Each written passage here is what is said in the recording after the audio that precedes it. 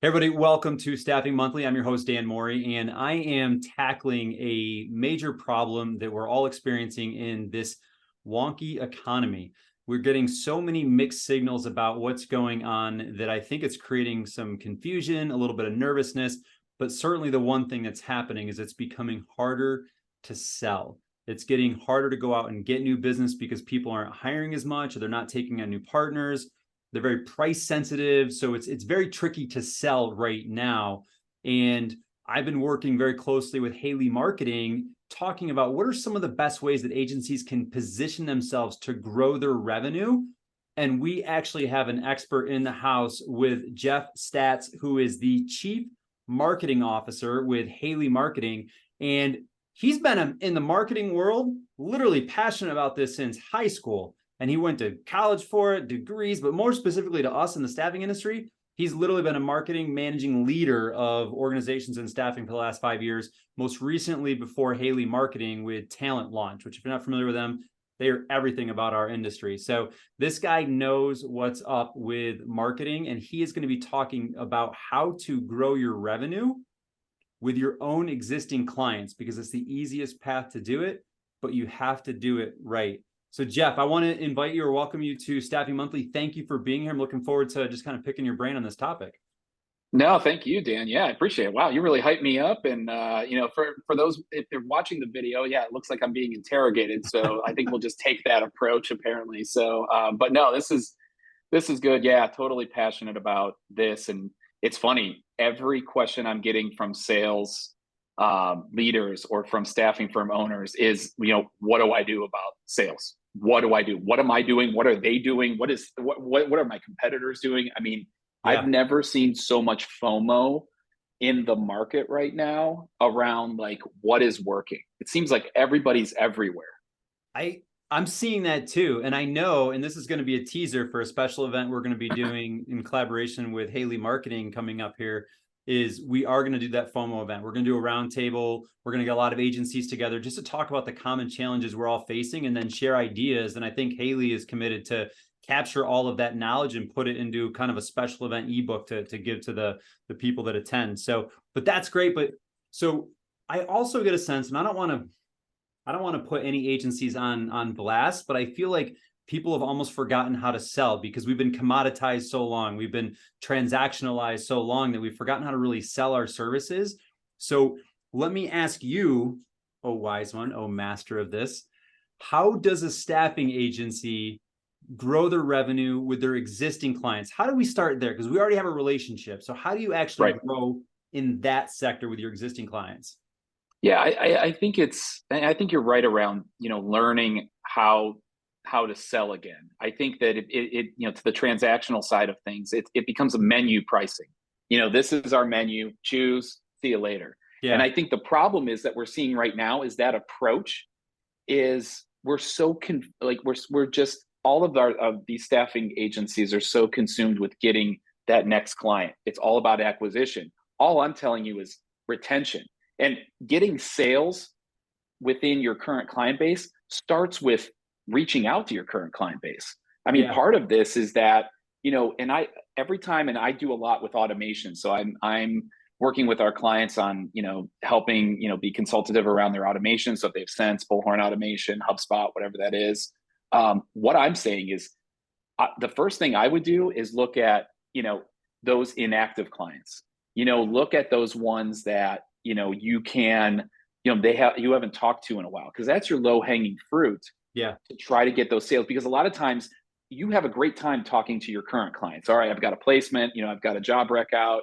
I've got this, I've got that. You're always kind of doing that moving and shaking. But as those kind of weed off and kind of get out, they just kind of get thrown to the side.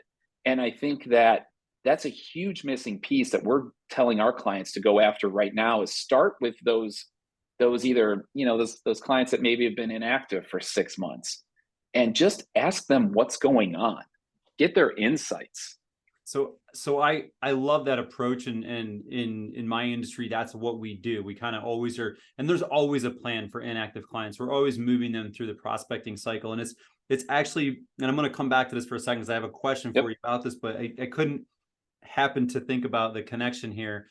you mentioned Bullhorn Automation and HubSpot and whatnot, but literally I had the chance to actually take a closer look at Bullhorn Automation and recently, and one of the first KPIs that was on the top of their sales demo piece of it was companies that we've placed within the last 12 months that we've not called in the last 30 days. So essentially almost like that, the preemptive to the inactive client. I'm like, that's an interesting one. Why is it at the top of your list? And they actually said that's one of the biggest challenges that agencies are facing is staying on top of those clients before they fall dormant. Because one of the cardinal sins of staffing is you don't want to, once you put all the effort to get the relationship and build it, like don't let it fizzle out and die. Like nurture it, even if you're not actively staffing them. And that's what I want to come back to you. So how do you can certainly just reach out and say, hey, do you have any orders? But if you've let them, it's like that friend that always calls you just asking for something, right? You don't want to be that person. So how do you actually reach out to them in a way that's going to be receptive, that's going to maybe warm them back up to you? What's a good way to do that? So, I mean, I take and to take a like one step back, that challenge of we get really excited about prospects until they become a customer, and then we kind of do that. I mean, that's marketing 101 fail right there. So, I mean, I've been doing this a long time, and honestly, the customer onboarding, the customer, like, what do you do when they're a current customer? You're like, oh no, like, I mean, but what I am telling them, whether they're inactive, whether they're just maybe it's 6 months or whatever, just my biggest thing is just either give them a piece of content, give them an insight. I've used that a lot when I've advised staffing firms, like on an automation front or email front. Like, don't just ask for an order. It's kind of that give, ask mentality. You see that in content marketing a lot, where it's like on that inbound side is I always just advise clients like, hey, reach out, ask them how they're doing. What are they seeing in the market? What's going on? Because, try to get their feedback and then just say, hey, I'm just trying to collect some information. We haven't done business in a while.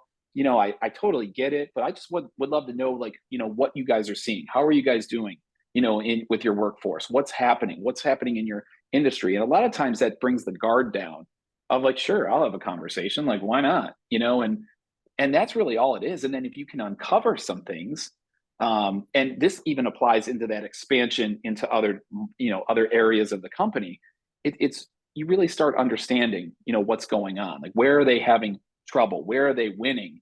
A lot of times it becomes a therapy session. When you can get them on the phone, they're just like, oh my God, I've been working with this group and they just haven't been able to do anything. And we can't do this. But if you come at it with I need a job order, what's going on? Who can I place? What can I do? A lot of times it's just that guard goes right up. Sure, because it's incongruent, because everybody is thinking what's in it for me. And if you approach them with the what's in it for you concept, there's no way it can be congruent to answer the question they're thinking of what's in it for me. And why should I? Everybody's busy. So if you don't bring something to the table that's going to make it worth their time and effort to even look at you or talk to you, why would they? Right. So I love that kind of give, ask. So what do you think about this idea then? Because I just thought of this while you were speaking. What about almost polling or informally just talking to your existing clients? And let's just say it's an LI organization or a clerical or healthcare, whatever, but you talk to some of your existing clients and you hear their pain points. Hey, where are you struggling? What are you seeing? You start there and then you get some of those. And then you take that information, you reach out to like clients that are inactive and you say, hey, I just want to reach out to you. It's been a while since we spoke. And some of our current warehousing clients have actually, expressed these concerns. Are you seeing it the same way? Like, are you feeling that too? And like kind of your same concept of asking them what they're feeling, but almost apply some real world knowledge that you're seeing to it to almost open that door. What's your thought on that? I think anywhere or any type of topic where you can be educated in the topic, like, because you'll hear a lot of these salespeople be like, oh yeah, I've been hearing this. Well, I mean, you kind of know it's a load of crap, but if you said like, hey, I've talked to some of my clients, this is what they're seeing. I know we haven't worked together in a while, but I just want to see if you're seeing the same thing, because they seem to be overcoming it. And if you can approach it, part of it is getting the feedback. Kind of the 201 of this is that addressing the pain points, or just, putting those pain points out there and saying, this is how our clients are actually solving it. And not even say that it's with us or with anybody, it's just they've seen this happen. This is what they're doing. I just wanted to pass this along in case, it could help you out. And, it's bringing that guard down. It's like, oh my God, thank you so much. Like, could I actually speak to those people or what? Like you never know where it's going to go. I love that approach, and honestly, I've used something similar to that in speaking engagements because I'm a big believer of giving. Like I will put whatever I can out into the universe, and I try not to keep score because it just generally makes its way back to me. And like I said, I don't keep score. I give and I give and I give, and I'm grateful for what I get. But I find that when I get into the front of a room or I'm doing a speaking engagement or something like that, and again, that's something that I enjoy doing, right? And it's a skill set of mine. Not everyone's comfortable doing that, but when I'm up there, I teach people best practices on how to recruit. If I'm standing in front of a bunch of HR people that might be prospective clients, I don't view them that way. I view them as people that might be facing the same challenges that I am or have, and I just teach them something. And I'm like, this is how I do it. And if there's going to be people in that audience, Jeff, they will either take my information and they'll apply it themselves and they'll be a DIYer and they'll be great at it. And they'll be like, wow, I got so much information that was helpful. And I'll never get anything of value back out of them. And that's okay.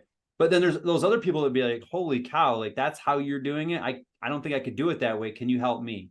And I've gotten so many asks like that over the years that we can hand off to our recruiting professionals to help them out. That it's amazing. And it all starts with what you said, giving them something of value that they can look at you. So I like that you're really approaching that. Let's get specific. Yep. Let's think about a company, and I'm actually going to use one. I just had a conversation with a wonderful woman the other day that mentioned that things are a little bit dicey right now, kind of getting compressed by VMSs. So she's really trying to get better at marketing, right? She's really trying to get that brand out, capture more business. How would you, if she was sitting here in front of you, how would you advise her to improve her marketing or her outreach to start getting more conversations with clients to grow? I think a lot of it is, has to do with addressing the pain points, addressing, where their problem areas are. And like I said, the more that you know that, because this problem solution is, a big thing. Even if, current clients are the same way. If you're trying to, knock on your door to a new department, or you're just trying to do a little bit more with that client, people can spot BS when it comes to, I'm just trying to sell you. I'm just trying to this conversation means nothing.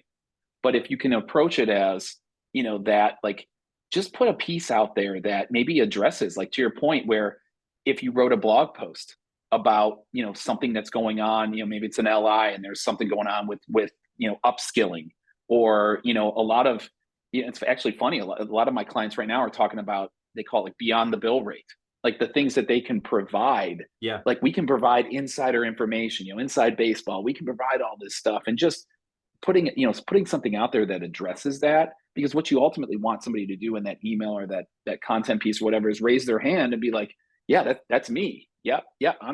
That's exactly what I'm trying to do. And the more you can do that, and the more the less salesy that you can do it, and the more that you're just addressing real world problems. Yeah. I think and I would honestly, and to take that to the next level, is consistently do that.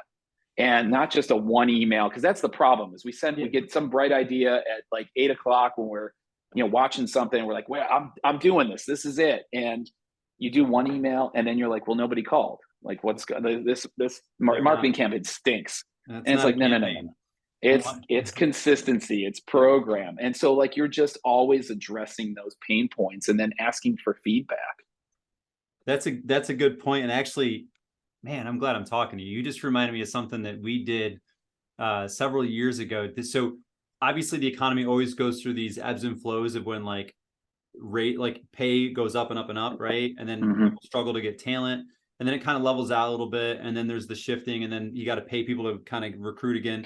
And we've obviously seen that, like wages have gone up quite a bit over the last 2 or 3 years. But the last cycle that happened, we actually ran a campaign, and we did it for probably 6 or 8 months. It was like a planned campaign. And what we did is we constantly marketed towards the pain point of retention and saying, hey, are you afraid that you're not paying enough for the positions? And would you like to know what your competition is paying? And that was it. And like we said, if you're interested to know, enter your information in this form, tell us a job that you're curious about, and we'll put together a free, comprehensive, wage analysis, competitive analysis, telling you all about your position, where it ranks in the market, what you may or may not be paying, all that. And we got so many leads off of that. And what is great about it, Jeff, because, this is what triggered me when you said this, is we have that information. Like, we hire for so many companies. We know what people are paying. Like, we can just pull in our software what the pay ranges are for the roles for real data. And then you can bring in the stuff like the career builder supply and demand and the Indeed analysis. And then you can really get a comprehensive market picture, put it into a nice branded report, fire it off to them. And they're like, wow, this is amazing, And well, that's our best performing. So at Haley Marketing, we're doing a free website review. And, why are we doing that? Well, number one, it's FOMO, because websites change every year and you get baited into doing a website. Oh, I need to do this way. I need to make these changes. But it's because everybody's trying to figure out what the other person's doing. And so I said, well, anytime you do an audit, you're going to do a checklist, you're going to do an analysis. Like on our programmatic side, we're doing a job spend audit, where it's send us the information. We're going to let you know if you're doing well or not. And that whole index type of marketing is great. We have this data. We're going to see where you fall on our index. And people, this industry, I think more than a lot of other industries, because a lot of times I think there's so many things out there and so many things happening that there's not enough time to look at this data. If somebody can capture that data for you and tell you where you're at and where you're plotted on that grid, that's what people want. People want to know, am I doing well or am I not? You're exactly right. And on the topic of programmatic, just to give a shout out, I love the team over there, and I would use that data to actually show where should you be what pay range should you be advertising your jobs at. Yep. And you'd share and you'd say, hey, check this out. You can post this job, in this market at this pay rate, and then post, a similar job. You got to kind of make it a little bit different naturally for the job boards, but at like 50 cents higher. And you can see, and if you do that appropriate, you'll see where the ceiling is, where it doesn't make enough sense to start paying more, because the higher you go into a position, you might actually end up in the next, the bottom level of the next tier of talent that you don't really need to pay for the job that you're hiring for. And using that level of programmatic data was invaluable. Well, and that's the value of selling. To get back to your original point is again, I could tell you everything that we do. Here's my menu of all the stuff we do and why we're better and why we have white glove service and why our customer service is great, just like everybody else's is great. But when you show them or offer to do a little bit of work, we'll do a little bit of legwork to help you out and just make sure you're on the right path, inevitably there is going to be some issues. You're always going to find something wrong with somebody's website. You're always going to find something wrong with, just whether it's best practice, whether it's that doesn't fall in our index or whatever. So it is nice because I think it's a win-win for everybody. That, the company gets a little bit of insight, and then you get a little bit of insight, to that company. And so those types of pieces, right, I think they're more valuable now than ever, because there's not a straight recession boom that's happening among these industries.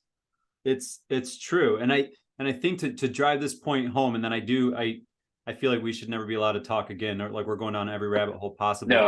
No. I will bring us back on track, because I do want to get to how do we expand clients, and I got a couple questions specifically about it. But the one thing I want to drive home, just to kind of tie a bow on that last point, is that a lot of these things that you and I were just talking about, like the supply and demand or wage analysis or all these audit, a lot of that stuff is just using resources that we're already paying for. It's using them in a different way that could actually extend the value to our clients for no additional expense, yet it's valuable to the client and it makes us seem different, so think about the tools and resources that you have available to you that you're using already, because we're in professional recruiting, and see how can you leverage that to add value to your clients. And so, but back on task here. So now we've got a client, and maybe we're one of a few agencies in there, bigger company maybe, and we get a small piece of the pie. And we know that they use more staffing services in the area that we service. And we know that they use staffing services in other departments or other geographies. So talk to me, how do we infiltrate that company and expand our services in that company through a messaging marketing approach? So what I've been advising clients to do, and it seems to be working both in open rate and response rate and everything is whether you have an MSA or not, I think the approach still works, because I've been asked a lot about, like, hey, we have executed MSAs. How do we get people to use us and work with us? So I think this approach works, but however you get the list, however if you can get stakeholders in other departments, whether that's Zoom Info, whether that's Seamless, Clearbit, whatever, maybe it's the company that gives you the names and says, have at it, good luck. The way that I approach it is a simple, speed. You understand you understand the red tape, like you understand the organization. So there's speed, knowledge, and then there's kind of a don't take it from us. And this is what we've done when we worked in other groups. And so I do sort of a 3 email series where it says, like, if you need somebody fast, here's a pain point that you may have. Well, we're working with your other department, whatever department that is. And this is what we've been able to do to deliver results. We can do it quickly because we are, one of your vendors. And then the other one is the knowledge. We know your business. We know your company. We know if they have bureaucracy around, what that is. We know how to navigate those waters.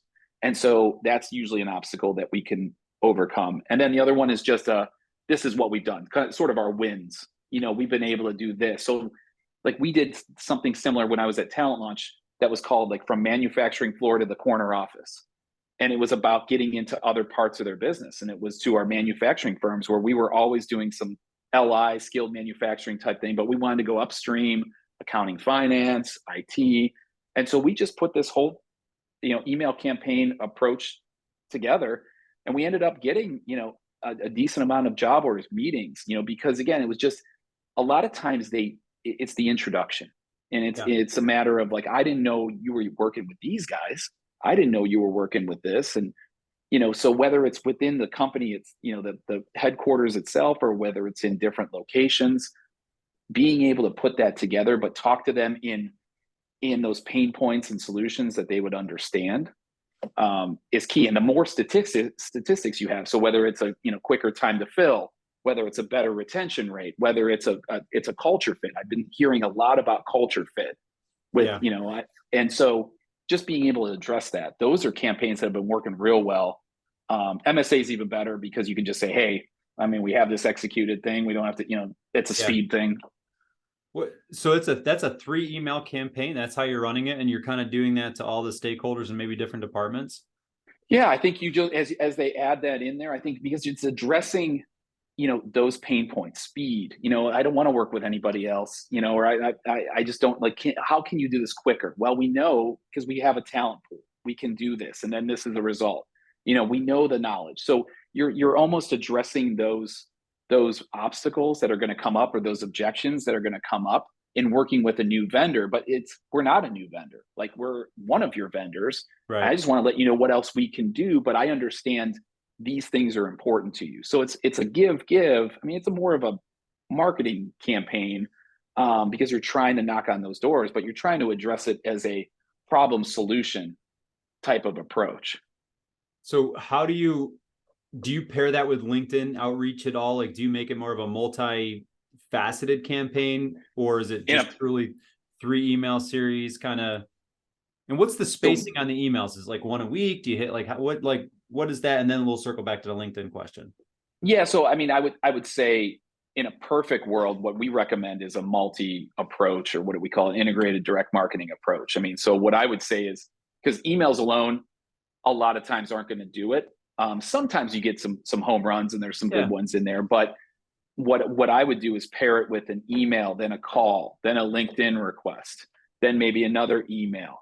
And then, maybe an individual email that, you send them a little bit of an article that really truly comes from the person. Yeah. And you and then the last email, I would probably do this over the course of 30 or 45 days. Okay. Because, again, and kind of the 201 approach to this is that high intensity. So getting them in high intensity, then I would actually, depending on if those people that don't respond back, throw them into a passive, maybe once a month. Yeah. Because, again, you never know. They may not need you in those 30 or 45 days, but put the people that don't respond, or whatever you deem as passive, into, a 6 or 12 month campaign where you're constantly giving them information. And all this can be done in automation. So if you have an automation platform, even better, because you don't want to manage this yourself. But that's what I would recommend. So I love that. And that actually aligns with a lot of the stuff I teach as far as like on the sales approach, as far as the intense campaigns that are kind of short with a lot of frequency in there, and then a little bit more passive. But so let me ask this question here. You mentioned putting them into that passive kind of once a month thing. I think most people, when they think of a monthly outreach, they typically think of a newsletter. And what is your honest opinion on newsletters, like a company newsletter, sending it out to their candidates or their clients? Like, what is your thought on that? I hate the word newsletter. Like, I try not to do it. It's so funny. Like, I mean, because everybody said, even my marketing friends are like, oh, let's do a monthly newsletter. And I'm like, oh man, I cringe with it. So what about like a digital video magazine? Like if it's like a monthly magazine with cool digital videos and really smart interviews. And how do you feel about that? No, I'm just kidding. I think it's awesome. So I think that's a digital media piece. So like, but no, I think that I mean, newsletters is the layman's terms of that. I think what I do is more evergreen marketing. Point them to a specific blog post. Like we've done a couple for clients where it's been more of just some evergreen stuff. Like, and we actually mix it in with like, we'll do a forward in the subject line. We'll do an FWD : and say like, hey, I sent this to somebody else, thought you might be interested in reading about this. So you can be a little bit creative with it where it doesn't look like it's not a design-based email. Right. It's more of a text-based that is just like, hey, I just want to stay in front of you. Like in that last email, the high intensity, I always put, hey, I just want to let you know if you're not interested right now, no sweat. I'm going to be sending you some emails periodically just because I want to send you some information and make sure that you have all, great insights from, what's going on in the industry.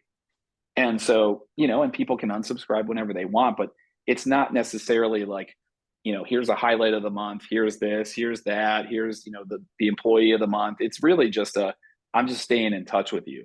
And that passive one, I mean, I've seen, 30-40% open rates. I've seen 15% response rate, meaning like, let's have a meeting.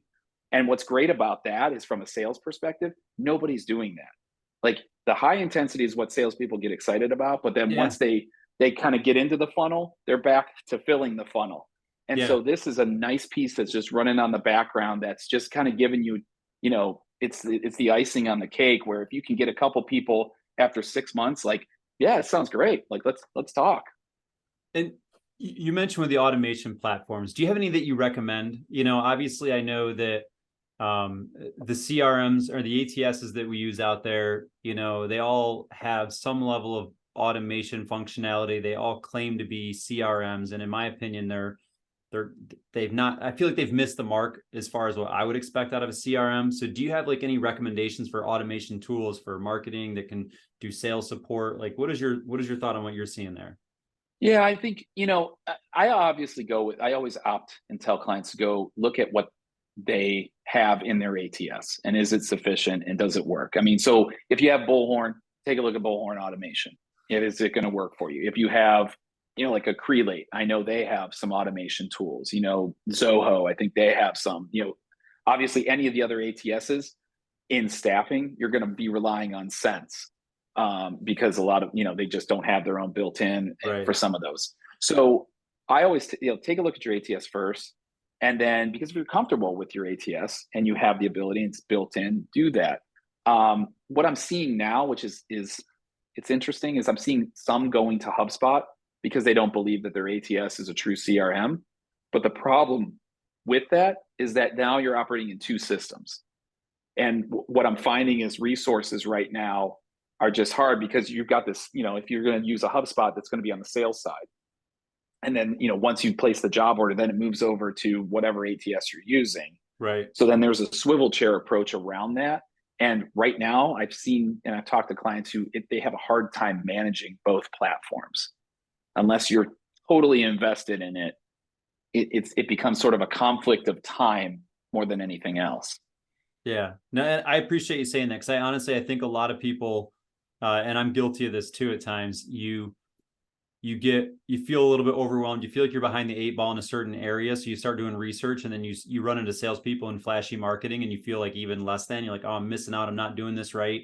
And then you just look at, the enterprise solutions like a HubSpot or a Salesforce or all those things. And it's like, and you think that's what I need, because you think that you're so far behind that you need the best of the best. And you forget to explore what you currently have at your disposal that you're already paying for.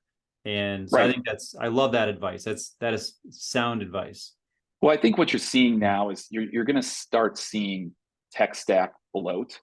And I mean, I've talked to a lot of staffing firms right now where they're just like, well, I have this, I have this, I have this, I have this, I have this, I have this. I'm like, well, what are you truly doing? And what I always tell, I remember, I think I was at the only Staffing Hub Live. I was on a panel, and I remember saying, like, don't fit your process into your technology, fit your technology into your process. And I Amen. think that has Yes. been the issue for the last 4 years. And I give it to all the plug and play features. I mean, this is, it's awesome. But like when you go to these shows and you're like, oh, hey, wait, there's 17 of these types of things. And so everybody's buying this stuff, to your point, around the shiny object and doing all this. And then, it sits there like the treadmill, Yeah. it's just, what's going on? And I'm like, you got to use this stuff. So I think you're seeing sort of a recorrection, and it happens in recessions or whatever we're in right now, but it happens where you start reevaluating, am I getting an ROI, or what is my value of this? So I think you're going to see this sort of tightening up of a tech stack. But you just have to really understand your process first. And I'm hoping staffing firms are going to start looking at that, because I think that'll tell you a lot. So I agree with that. I really do. And I think that, again, sometimes we get out and ahead of ourselves because of our lack of our ignorance to something makes us fall more victim to that shiny object syndrome. And I think people end up paying more money than they should. And then they struggle to get the ROI out of it, So I walk, kind of crawl before you walk before you run, right? Yeah, it depends on who's signing the check too. I mean, sometimes the owner, the president, really gets excited and sees something, but then does that go all the way down to the end user? And vice versa on some of those from the top. Like if somebody, the end user, wants something, but there's no buy-in in the top, you start getting misalignment, and what ultimately happens is it sits there. Yeah, no, that's actually true. And that's failure to implement is a real thing. Everyone got these great ideas and great, initiatives and say, we're going to do all this and whatnot. But if you don't put the time and resources into implementing it and getting your team ready for it to actually use it, and then support them to a level of success of using it, then it's going to fail. It's going to die on the vine. So I've seen it over there. So Jeff, I'm gonna I feel like if we keep going, we're just gonna go in a million different directions, and I don't want to do that to you. But what I do want to ask, I know Haley always has either some amazing piece of content or some event, webinar, podcast, something going on all the time. If there was one thing that you could point our viewers to right now, what would it be? So what's happening on September 12th, Tuesday, September 12th, is our Smart Ideas Summit 3. So the third year of our Smart Ideas Summit, which is basically 14 TED Talks. They're about 20 minutes each. And it's going to happen throughout the day from 9 to 5. If you go to haleymarketing.com/smart ideas, you should be able to sign up right there. I would say do that. It's after back to school is happening, and Awesome. You're going to see industry leaders talking. You're going to see Haley marketing people talking. And I think it's really, like, the whole theme is future proofing your staffing firm. And so you're going to see a lot of great, smart people. And so I would definitely, we're about 2 months away from it, so I would definitely sign up for that. Awesome. I love that. We'll actually get a link to that right on the page right here, so people can click and go to Awesome. that. Just shoot me the link, the registration form link, so I can include that. Awesome, man. Listen, I am grateful for your time. I'm glad to connect and actually chat with you. And I know that just given our conversation that we'll be in touch and talk again further. But if people want to reach out to you directly, if they want to pick your brain on something or something you said they want to get clarity on, what's the best way to connect with you? So I would just connect with me on LinkedIn. So it's under Jeffrey Staats. You'll see Haley Marketing under there. Go to LinkedIn, connect with me. I mean, I'm happy to connect with anybody. Love answering questions about automation, sales automation. So start there, and then we can definitely get you to the right. I will have a talk with you. I do a lot of that, just trying to help ideate and brainstorm. Love it, man. Thank you so much for being here, and until next time. Cool. Thanks, Dan. Appreciate it.